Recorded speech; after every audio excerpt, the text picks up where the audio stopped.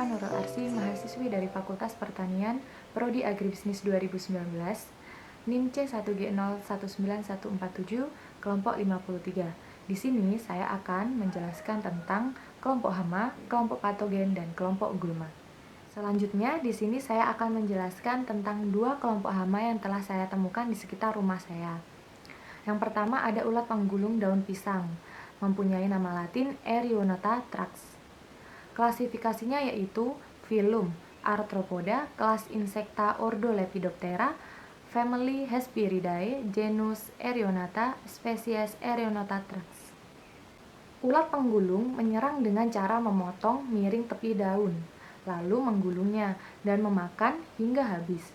Sebelum itu, daun terkoyak dan menggulung. Pada tingkat serangan tinggi, daun habis dan hanya tertinggal tulang daun penuh dengan gulungan.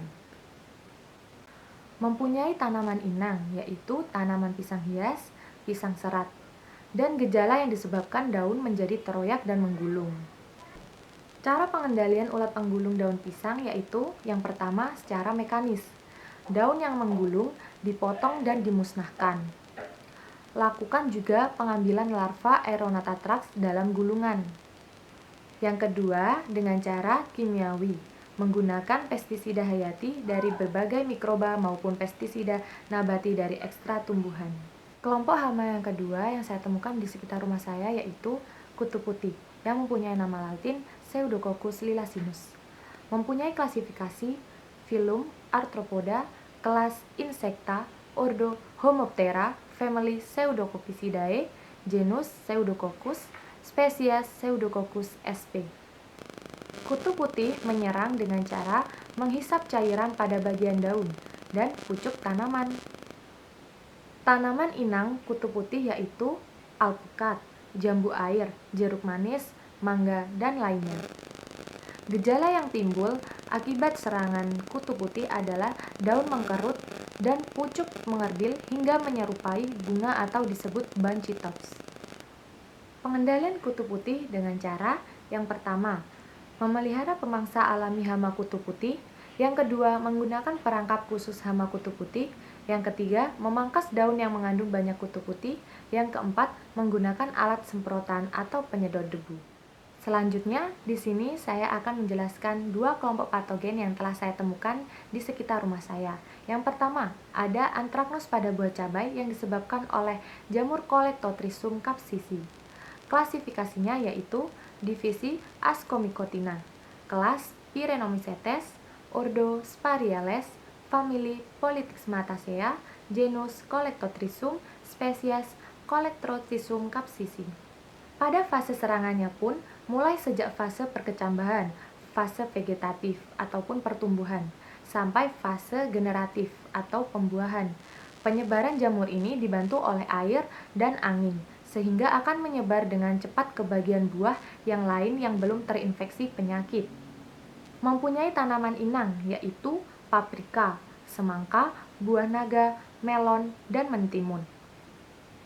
Gejala yang disebabkan yaitu seperti pada buah, terdapat bercak berwarna kecoklatan, sedikit berlekuk. Pengendalian penyakit ini bisa dilakukan dengan beberapa cara, antara lain yaitu pencegahan dengan menggunakan fungisida dan penggunaan bahan kimia sintetik yang mampu memicu ketahanan tanaman. Kelompok patogen yang kedua yang saya temukan yaitu hawar pada tanaman jagung yang disebabkan oleh jamur Helminthosporium tursisum. Klasifikasinya yaitu divisi Amastigomyceta, kelas Deuteromycetes, ordo Hyaples, family Dematiceae, genus Helminthosporium, spesies Helminthosporium tursisum. Cara menginfeksi pada tanaman yaitu dengan cara siklus penyakit 1 tahun berupa Mycelium dorman dalam daun. Conidia dapat tersebar jauh oleh angin sehingga menginfeksi daun jagung. Infeksi berat akibat serangan penyakit hawar daun dapat mengakibatkan tanaman jagung cepat mati atau mengering.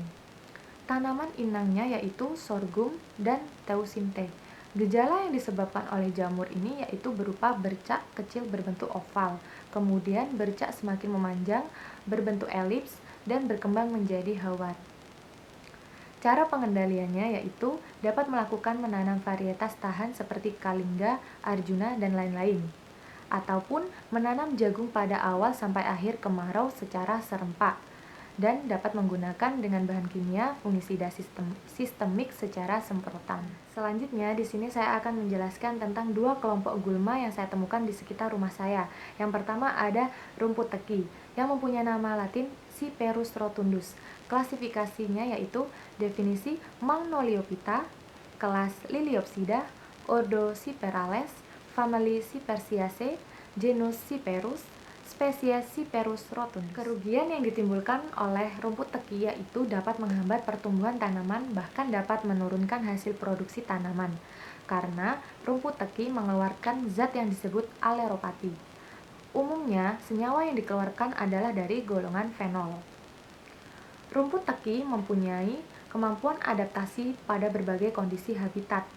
Biasanya tanaman ini ditemukan tumbuh liar di kawasan terbuka, seperti pinggiran jalan, lapangan, di kebun, dan juga lahan pertanian. Oleh sebab itu, rumput teki sangat susah untuk diberantas.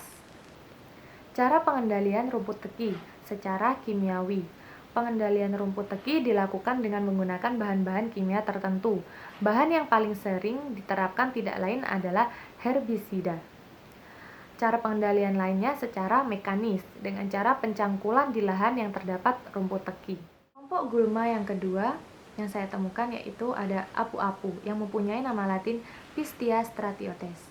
Klasifikasinya yaitu filum Magnoliophyta, kelas Liliopsida, ordo Alismatales, famili Aracea, genus Pistia, spesies Pistia stratiotes.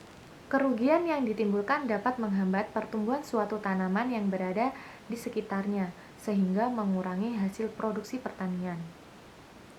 Apu-apu ini merupakan habitat tumbuhan atau tanaman air yang bisa dijumpai mengapung di perairan tenang atau kolam ataupun di sawah.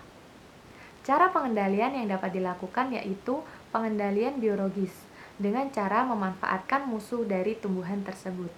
Demikian penjelasan yang bisa saya sampaikan, kurang lebihnya saya mohon maaf. Adapun tujuan dari pembuatan video ini adalah untuk memenuhi tugas praktikum sekaligus sebagai nilai respon akhir praktikum acara ke-9. Terima kasih. Wassalamualaikum warahmatullahi wabarakatuh.